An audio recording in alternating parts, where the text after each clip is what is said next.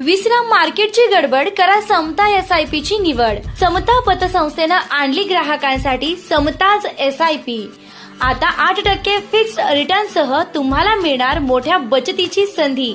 समता पतसंस्था. टेन्शन नाही, रिटर्न्स निवडा व सुरक्षितता वाढवा. संपर्क 77 22 01 02. कोपरगाव नगर परिषद निवडणुकीनंतर आगामी काळात भाजपसोबत इतर चिन्हे घेऊन लढलेल्या नगरसेवक अर्थात ठाकरे शिवसेनेच्या बंडखोर व अपक्ष यांना जर आमचे उपनगराध्यक्ष व इतर समित्यांसाठी गरज लागली तर 5ही वर्षे नक्की पाठिंबा देऊ, अशी खुली ऑफर कोपरगावचे आमदार आशुतोष काळे यांनी आयोजित पत्रकार परिषदेत दिली आहे. शिवसेनेतील बंडखोर नगरसेवक आणि अपक्ष उमेदवार आता काय भूमिका घेणार याकडे शहरवासियांचं लक्ष लागून राहिले आहे. कोपरगावात नगर परिषदेचा निकाल काल दुपारी जाहीर झाला असून त्यात भाजप कोल्हे गटाने बाजी मारली असून त्यांना 19 तर आमदार आशुतोष काळे गटाने 11 जागा पटकावल्या आणि ठाकरे शिवसेनेनं 4 बंडखोर उमेदवार आणि अपक्ष कब्बशी यांनी 1 जागा घेऊन आपले निर्णायक स्थान पटकावले असल्याने त्यांची वाटाघाटी करण्याची शक्ती बार्गेनिंग वाढली असल्याने आता ते भाजपकडे उपनगराध्यक्ष पदासह विषय समित्यांकडे आग्रही राहण्याची शक्यता वाढली आहे. या पार्श्वभूमीवर आज आमदार आशुतोष काळे आणि राज्य पतसंस्था फेडरेशनचे अध्यक्ष व राष्ट्रवादीचे पराभूत उमेदवार ओमप्रकाश कोयटे यांनी आज निवडणूक निकालाबाबत पत्रकार परिषद आयोजित केली होती. यावेळी आमदार काळे बोलत होते. यावेळी काकासाहेब कोयटे यांनीही माध्यमांसमोर आपली प्रतिक्रिया व्यक्त केली आहे. याप्रसंगी राज्य पतसंस्था फेडरेशनचे अध्यक्ष काकासाहेब कोयटे, महात्मा गांधी चॅरिटेबल ट्रस्टचे सचिव धरमचंद बागरेचा, राष्ट्रवादीचे जिल्हा युवक अध्यक्ष कृष्णा आढाव, शहर अध्यक्ष सुनील गंगुले, माजी गटनेते वीरेन बोरावके, नगरसेवक मंदार पहाडे, युवक शहर अध्यक्ष नवाज कुरेशी, फकीर मामू कुरेशी आदी मान्यवर उपस्थित होते. त्याचं पराभवाचे कारण आम्ही शोधतोय, काय काय कुठे कुठे चुकलंय. पण एकंदरीत जो काही थोडासा वेळ जास्त निवडणुकीमध्ये वाढला त्याच्यामुळे जे काही बदनामीचे प्रकार असतील, दमदाटीचे प्रकार असतील, फसवणुकीचे प्रकार असतील, या सगळ्या गोष्टी त्या ठिकाणी किंवा काही आमिष दाखवणं असेल, या गोष्टी त्या ठिकाणी वाढल्या. आता 2 तारखेला मला खात्री आहे का नगराध्यक्षांसह 18 नगरसेवक त्या ठिकाणी निवडून येतील असा प्रकारचा निकाल 2 तारखेच्या निवडणुकीमध्ये झाला असता. ठीक आहे, तर जर तरच्या गोष्टीला अर्थ नसतो. तर 409 मतं म्हणजे फार 0.94% एवढंच मताधिक्य त्या ठिकाणी कमी पडलं आणि त्याच्यासाठी किती परिश्रम त्यांना घ्यावे लागले. म्हणजे वास्तविक पाहता 9 वर्ष एक उमेदवार तयारी करतोय आणि आमचं 40 दिवसाचा उमेदवार आहे. या सगळ्या गोष्टीचा विचार करता एक चांगल्या प्रकारचं निवडणूक झाली. जरी पराभव झाला असेल नगराध्यक्षपदाचा, नगरसेवक थोडेफार कमी आले असतील. आमचे 3 नगरसेवक त्या ठिकाणी कमी मताने 100च्या आत 50च्या आत 3 गेले, 57 मतांनी 1 गेलाय. तेव्हा एकदमच फार चित्र एकदम वाईट आहे. मताची आकडेवारी जर बघितली घड्याळाची आणि कमळाची तर दोन्हीमध्ये फार मोठा फरक आहे. कमळाचे जे उमेदवार आहेत त्यांना 10,000 काहीतरी मतं आहे आणि घड्याळाचे जे काही उमेदवार आहे 17,000 काहीतरी मतं त्यांना आहेत. फार मोठा फरक त्याच्यामध्ये आहे. आमचा पूर्ण पॅनल घड्याळाचा आहे आणि त्यांचा पॅनल सगळा मिक्स पॅनल होता. लोकसेवा आघाडी, अपक्ष असे सगळे होऊन त्या ठिकाणी तो पॅनल त्या ठिकाणी निवडून आला. तर मागच्यापेक्षा 2016पेक्षा चांगला निकाल आम्ही या ठिकाणी घेतलेला आहे. आणि जरी निकाल काही लागलेला असेल याचा आणि दुसऱ्या निवडणुकीचा अर्थार्थी काही संबंध नसतो, कारण प्रत्येक निवडणुकीकडे मतदार त्या निवडणुकीकडे वेगळ्या पद्धतीने बघत असतात. तो निवडणुकीचा निकाल ते वेगळ्या पद्धतीने घेत असतात. त्यामुळे त्याच्यामध्ये कुठेही काही ही निवडणूक झाली म्हणून असं झालं असतं तसं झालं असतं असं काही नसतं. प्रत्येक निवडणूक वेगळी असते. आपण जर बघितलं तर विजयानंतरच्या प्रतिक्रियेमध्ये विवेक कोल्हे असे म्हणाले की जे म्हणत होते की आम्ही त्यांना थांबवले गेलो नाही विधानसभेला जर मी उभा राहिलो असतो तर काय चित्र असतं त्यांनी या निकालावरून पाहून घ्यावं, याच्यावर काय? नाही, निकाल विधानसभेची निवडणुकीमध्ये मी काही थांबवायला गेलो नव्हतो. स्वतःहून थांबले आणि आम्हाला म्हणजे मला महायुती म्हणून मला पाठिंबा दिला. मी तर त्यांना ज्या दिवशी राष्ट्रवादी काँग्रेस पार्टी महायुतीमध्ये सामील झालेली होती त्या दिवशी सांगितलं होतं का तुम्हाला तिकीट मिळणार नाही, तुम्ही दुसऱ्या पक्षात निघू शकता. त्याला त्यांनी जरा लाईटली घेतलं आणि होता दम तर जाऊन यायचं होतं. कळलं असतं ना. 5 वर्षामध्ये जे काही कामं मी केली, मागच्या 5 वर्षामध्ये ते का झाली नाही, हा खऱ्या अर्थाने संशोधनाचा विषय आहे. आणि मग याचा विचार जनतेने केला का 5 वर्षामधल्या आणि पहिल्यांदा काळे परिवार सत्ताधारी पक्षाचा आमदार म्हणून त्या ठिकाणी काम करण्याची संधी मिळाली. उलट त्यांच्याकडे 40 वर्ष कायम सत्ताधारी आमदार म्हणून काम करण्याची संधी मिळाली. माजी आमदार अशोकरावजी काळेसाहेब हे 10 वर्ष विरोधी पक्षाचे आमदार होते. विरोधी पक्षाचा आमदार आणि सत्ताधारी पक्षाचा आमदार याचा फरक काय मी मागच्या 5 वर्षामध्ये दाखवून दिलं. आणि म्हणून कामाचा जो काही आवाका बघितला, सर्व त्यांनी उभे आडवे सगळे घेऊन झाले आणि त्यांना लक्षात आलं हे आपल्या आवाक्याच्या बाहेर आहे, त्याच्या आपण शांत बसलेलं बरं. आणि पक्षाचा आदेश मानला तर ठीक, पक्षाने पण मग त्या पद्धतीने दाखवलं असतं का काय असतं ते. राष्ट्रवादी काँग्रेस पक्षाच्या घड्याळ चिन्हावर 11 नगरसेवक निवडून आलेले आहे. भारतीय जनता पार्टी, लोकसेवा आघाडी आणि अपक्ष अशी मिळून 19 आहे. त्याच्यामध्ये लोकसेवा आघाडी आणि अपक्ष त्यांचे 4+1 असे उमेदवार आहे. आणि माझी त्यांना त्या गटाला ऑफर आहे का शहर विकासाच्या दृष्टीने आता उपनगर अध्यक्षची निवड असेल किंवा सभापतीची निवड असेल, आता भारतीय जनता पार्टीचा नगराध्यक्ष आहे, त्यांनी तिथं काम करावं. परंतु खाली जे काय उपनगर अध्यक्ष असेल, सभापती असतील, हे सर्व लोकसेवा आघाडी असेल, अपक्ष असेल यांनी मिळून ठरवावं. आणि त्यांचे सर्व 5च्या 5 नगरसेवकांनी जो काही निर्णय घेतलेला असेल त्याच्यामध्ये आम्हाला कुठेही त्या ठिकाणी काही सामील करून घ्यायचं न करता त्यांच्या त्या निर्णयाला आमचा बिनशर्त पाठिंबा राहील. शहर विकासाच्या दृष्टीने ही महत्त्वाची गोष्ट राहील आणि मग याचा विचार आपण सर्वांनी करावा. मागच्याही काळामध्ये नगराध्यक्ष विजयरावजी वाडणे अपक्ष निवडून आले, त्यावेळेसही आम्ही शहर विकासाच्या दृष्टिकोनातून त्यांना आम्ही पाठिंबा दिलेला होता. आणि 5 वर्ष त्यांनी त्या पद्धतीने जिथं जिथं विकासाचा विषय असेल तिथे आमचा पाठिंबा त्यांना राहिला. तशाच पद्धतीची ऑफर आता आहे. उद्घाटन करून गेले होते, भूमिपूजन करून गेले होते. कोण शिला लावली होती? आपल्या आंबेडकर स्मारकाच्या तिथं कोण शिला लावलेली होती? हा, ते मैदानाच्या तिथं कोण शिला लावलेली होती का भूमिगत वीजवाहिन्यांचं यांचं भूमिपूजन झालेलं आहे. आणि कितीतरी कोटी रुपयामधून हे सर्व शहरातल्या वायरी वगैरे दिसतात, ट्रान्सफॉर्मर दिसतात. जे काय असेल ते आता मला माहित नाही.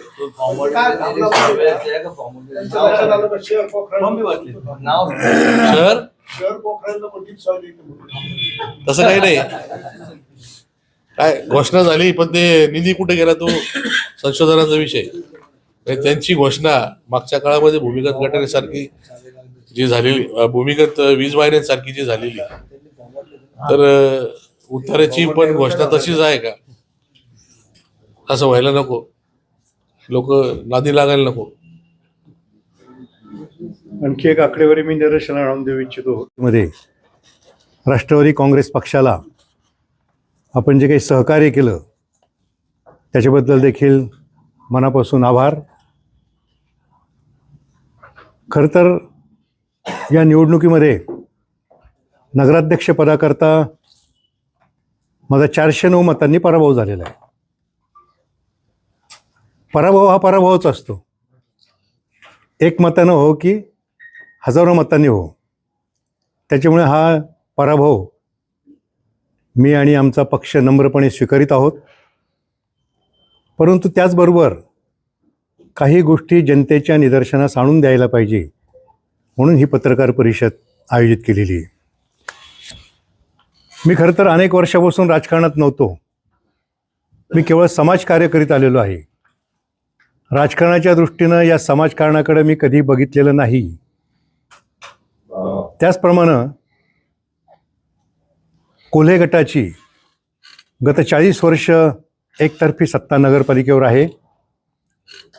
त्याच्यामुळे त्यांचे उमेदवारसुद्धा गेले 40 वर्षापासून कार्यरत होते. आणि मी केवळ आशुतोष दादांच्या कामामध्ये जे अडथळे विरोधक आणत होते, ज्या विकास कामांना विरोध करीत होते, त्यामुळे आशुतोषदादांच्या विकासाच्या कामाला साथ देण्यासाठी राज्याचे उपमुख्यमंत्री अजितदादा पवार यांच्या आदेशानं या निवडणुकीत उतरलो होतो. एका बाजूला 40 वर्षाची सत्ता, त्याविरोधात माझा प्रचार फक्त 40 दिवसच झाला. बरोबर 40 दिवस, तुम्ही मोजून बघा, 40 वर्ष विरुद्ध 40 दिवस. तरीसुद्धा जे काही मतं राष्ट्रवादी काँग्रेस पक्षाला मिळालेले आहेत किंवा मला मिळालेले आहेत, मला 43,246 मतापैकी 18,094 मतं मिळाली आणि समोरच्या उमेदवाराला 18,503 मतं मिळाले. परंतु सत्तेवर आलेल्या पक्षानं एक गोष्ट लक्षात ठेवली पाहिजे आणि जनतेनेही लक्षात ठेवली पाहिजे की त्यांना जरी 18,503 मतं मिळालेले असले तरी मला आणि इतर उमेदवारांना मिळून केलेल्या मतांची बेरीज केली तर ती तब्बल 24,357 इतकी होती. म्हणजे सत्ताधारी पक्षाला मिळालेले मतं फक्त 43% आहेत आणि त्यांच्या विरोधात तब्बल 57% मतं आहेत. या 57% मतांचा आदर त्यांनी नगरपालिका चालवताना केला पाहिजे आणि त्यांना मिळालेल्या 18,503 मतामध्ये सुद्धा हे मतं सगळे कमळाचे नाही. माझ्याकडे जी आकडेवारी अजून उपलब्ध झालेली नाहीत त्या छत्रीच्या आणि इतर उमेदवारांचे सुद्धा मतं आहेत. इतर जिल्ह्यामध्ये किंवा इतर तालुक्यांमध्ये जे काही कमळ फुललं त्या पद्धतीनं कोपरावात कमळ फुललेलं दिसत नाही. आणि जे काही फुललं ते गुंडगिरीच्या जोरावर, ते धनशक्तीच्या जोरावर. आज आशुतोषदादा आणि आम्ही सगळ्या उमेदवारांकडून जो आढावा घेत होतो त्यात या धनशक्तीचा आणि दांडगईचा अनुभव आम्हाला ऐकायला मिळाला. मी ज्या प्रभागात राहतो त्या प्रभागात तर संपूर्ण कोल्हे कुटुंबाला येऊन थांबावं लागलं आणि गुंडगिरी करावी लागली. त्यामुळेच मी पुन्हा सांगतो की हा गुंडगिरीचा सुद्धा विजय आहे. आमचे जे काही 11 उमेदवार निवडून आलेले आहेत त्यांचं नगरपालिकेच्या कामकाजात निश्चितपणे सहकार्य राहील. परंतु नगरपालिकेचं कामकाज हे प्रामाणिकपणे, पारदर्शीपणे ज्या ज्या ठिकाणी होईल त्याच ठिकाणी आमचं सहकार्य राहील. आणि कोपरावच्या विकासाच्या कामात तर आमचं नेहमीच सहकार्य राहील. विरोधी पक्षांनी जो आत्तापर्यंत आशुतोषदादांच्या विकासाच्या कामामध्ये खोडा घालण्याचा प्रयत्न केलेला आहे तसा खोडा आम्ही अजिबात घालणार नाही. विकासाच्या कामाला आम्ही नक्की साथ देऊ. परंतु ज्या ज्या ठिकाणी सत्ताधारी पक्षाकडून चुकीचं काम केलं जाईल त्याला आमचे 11 नगरसेवक हे खंबीरपणे उभे राहतील.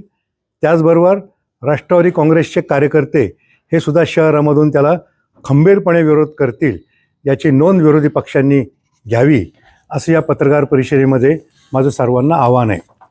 आणखी एक बाब मी निदर्शनाला आणून देऊ इच्छितो की या निवडणुकीमध्ये समता या नावाला टार्गेट केलं गेलं. ही निवडणूक काही समता पतसंस्थेची नव्हती, परंतु काही थकबाकीदारांना हाताशी धरून, जे थकबाकीदार गुन्हेगार आहेत, ज्या थकबाकीदारांनी पतसंस्था अडचणीत आणण्याचा प्रयत्न केला त्यांना हाताशी धरून विरोधकांनी माझी बदनामी करण्याचा प्रयत्न केला. अर्थात त्यांनी किती बदनामी केली मी ठामपणे सांगू इच्छितो की समताच्या ठेवीदारांचा विश्वास हा आमच्यावर अटळ आहे. आणि थकबाकीदारांवर जे काही आम्ही कारवाई करतो किंवा जी काही वसुलीची कठोर कारवाई करतो ती ठेवीदारांच्या हिताकरता करतो. ठेवीदारांच्या ठेवींचं रक्षण झालं पाहिजे त्याकरता थकबाकीदारांवर आम्ही कारवाई करतो. आणि ती कारवाई याच्या पुढं सुद्धा खंबीरपणे, कठोरपणे, परंतु कायदेशीररित्या चालूच राहील. विशेषतः ज्या पद्धतीच्या पत्रकार परिषदा घेतल्या गेल्या, ज्या पद्धतीचे पत्रकं वाटले गेले, कोपरावच्या राजकारणात खचितच असा कधी प्रसंग आला असेल. शेवटच्या दिवशी सुद्धा माझ्या विरुद्धचे परिपत्रकं रस्त्यावर फेकण्यात आले. घरात वाटा ना तुम्ही, रस्त्यावर फेकण्यात आली परिपत्रकं. आणि अशा पद्धतीनं समताला जो बदनाम करण्याचा प्रयत्न केला गेला त्यामधून मला मुद्दाम सांगावं असं वाटतं की समता पतसंस्थेच्या ठेवीदारांना लिक्विडिटी बेस्ड प्रोटेक्शन स्कीमचं अभेद्य कवच आहे. आम्ही त्याला नेहमीच म्हणत आलेलो आहे की समता पतसंस्थेच्या ठेवीदारांना अभेद्य सुरक्षा कवच आहे आणि त्या सुरक्षा कवचाला कुठे देखील धक्का पोहोचलेला नाही. आजही समता पतसंस्थेच्या 99.28% ठेवीदारांच्या 55 लाख रुपयापर्यंतच्या ठेवी सुरक्षित आहे. ही विरोधकांना आम्ही दिलेली काय म्हणणार त्याला उत्तर आहे. विरोधकांनी आमच्यावर किती जरी टीका केली त्याला ठेवीदारांनीच उत्तर दिलेलं आहे. त्याच्यामुळे समताचं हे अभेद्य सुरक्षा कवच आहे. यापूर्वी खरं तर मला 3 ते 4 वेळा निवडणुकीच्या पराभवाला सामोरं जावं लागलेलं आहे. नगराध्यक्षपदाच्या निवडणुकीला मी काही एक व्हिडिओ प्रकाशित केला होता. त्याच्यामधून कसे मला धोके देऊन मला पराभवाला सामोरं जावं लागलं हे तुम्ही सगळ्यांनी ऐकलं असेल. यावेळेस जो पराभव झाला, अशा प्रकारची धनशक्ती आणि दंडुकेशाही यापूर्वीच्या कोणत्याही निवडणुकीत मला पाहावयास मिळालेली नाही. परंतु या गुंडशाहीला देखील आम्ही निश्चितपणे पुरून उरणार आहोत. पूर्वी जेव्हा माझा पराभव झाला त्यावेळेस तर माझ्या पाठीमागं मी ज्या पक्षातर्फे निवडणूक लढवायचो त्याचे नेतेसुद्धा माझ्या मागं नाही उभे राहिले. परंतु आज आशुतोष दादा आणि काळे कुटुंबीय माझ्या मागं खंबीरपणे उभे आहे. त्याच्यामुळे मला हे जनतेची लढाई, यापूर्वी जसं समाजकारण माझं चालू होतं, आता तर मला काळे परिवाराची साथ मिळाली समाजकारण करायला. तर हे माझं समाजकारण काळे परिवाराच्या माध्यमातून, या राष्ट्रवादी काँग्रेस पक्षाच्या सर्व पदाधिकाऱ्यांच्या माध्यमातून आणि जनतेच्या पाठिंब्यावर निश्चितच चालू राहणार आहे. सर्वांना पुन्हा एकदा मनपूर्वक धन्यवाद.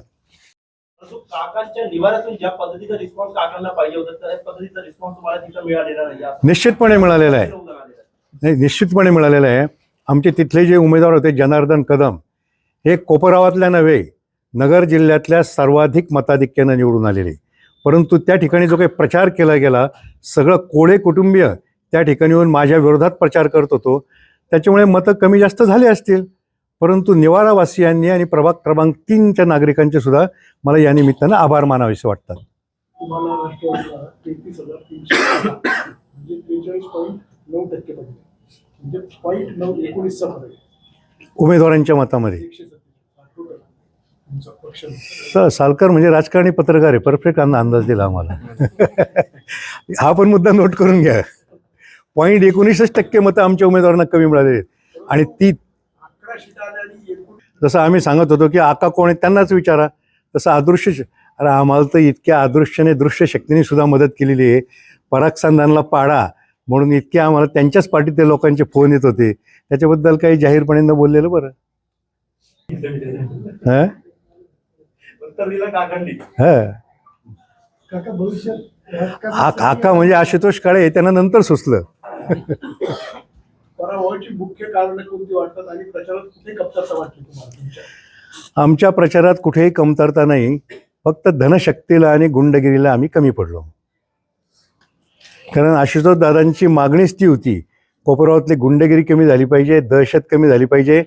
त्यांनी नुकतंच आता गेल्या आठवड्यात उपमुख्यमंत्र्यांना आणि मुख्यमंत्र्यांना सुद्धा पत्र त्या बाबतीत दिलेलं आहे. आणि निवारा हा तुमचा बालेकिल्ला आहे, जवळजवळ 45 वर्ष. आता जनाला जे मतं तुम्ही मताधिक्य म्हणता जिल्ह्यात जास्त आहे. तुमच्यात आणि जनाच्या मतामध्ये 502 मतांचा फरक आहे ना. हा जर एवढा फरक पडायचं कारण काय? मी सांगितलं ना, विरोधी पक्ष त्या ठिकाणी येऊन प्रचार असा करत होते. त्यांना माहीत होतं जना निवडून येणार ही काळ्या दगडावरची पांढरी रेघ आहे. तेव्हा जनाला मतं दिले तरी चालतील, काकाला मतं देऊ नका. माझा काय काय भाषेत त्या ठिकाणी उल्लेख केला गेला. अतिशय लांछनास्पद ही बाब आहे की अतिशय खालच्या पातळीवर जाऊन माझ्यावर त्या ठिकाणी टीका झालेली आहे. हे तुमच्या लक्षात आल्यानंतर तुम्ही काही वेगळं नियोजन केलं नाही? नाही तर गुंडगिरीला आम्ही त्या भाषेत उत्तर देऊ शकत नाही. नियोजनाचं म्हणतो. नियोजन आम्ही आमच्या पद्धतीने चांगलं केलं होतं, म्हणूनच मला तिथं मताधिक्य तरी मिळालं ना. नाही त्या ठिकाणी मला मताधिक्य मिळूच नाही असा त्यांचा प्रयत्न होता. आणि जो निवारा परिसर अतिशय शांततेचा परिसर आहे, सुशिक्षित परिसर आहे, सुसंस्कृत परिसर आहे, त्या ठिकाणच्या लोकांना धमकावण्यात आलं, त्या ठिकाणच्या लोकांना गुंडगिरी करण्यात आली. त्याच्यामुळे काही मतं माझी कमी झाली असतील. नोटो, धनुष्यबाण, मशाल आणि अपक्ष या सर्वांचं तुम्हाला काय परिणाम वाटतो तुमच्या मतात? नाही मी सांगितलं ना, आमच्या मताधिक्यावर नाही, या सगळ्यांच्या मताची जर बेरीज केली तर ती जवळपास 24,600च्या वर जाते. आणि निवडून आलेल्या उमेदवाराला 18,503 मतं आहेत. 57% मतं त्यांच्या विरोधात आहेत कोपराव त्या जनतेची. 57% हे त्यांनी विसरू नये. पराभव झालाय, राजकारणात सक्रियच राहणार का परत आपली संस्था पाहतो? मी जे समाजकारण करत होतो त्याला आता राजकारणाची जोड मिळणार आहे आणि काळे परिवाराची साथ मिळणार आहे. माझं नेहमी धोरण असतं की समाजकारण आधी करायचं, पण आता राजकारणात सुद्धा मी करणार आहे. आपल्याला मतदान करणाऱ्या जनतेला काय तर समाजकारणाच्या माध्यमातून राजकारण करणार आहे. तर माझ्या समाजकारणाला आता काळे परिवाराची साथ मिळणार आहे आणि माझी पण त्यांना मिळणार आहे. जनतेला काय संदेश आहे तुमचा आता यानंतर? जनतेला संदेश हाच की 57% मतदार हे सत्ताधारी पक्षाच्या विरोधात आहेत. तेव्हा जनतेनं या गुंडगिरीला, दडपशाहीला, धनशक्तीला थारा देऊ नये. ज्या काही जनतेच्या तक्रारी असतील त्या त्यांनी आमच्यासमोर मांडाव्यात. त्याला निश्चितपणे आम्ही जनतेला मार्ग काढून देऊ, एवढंच सांगायचं. निर्भीड न्यूज, योगेश डोके, कोपरगाव.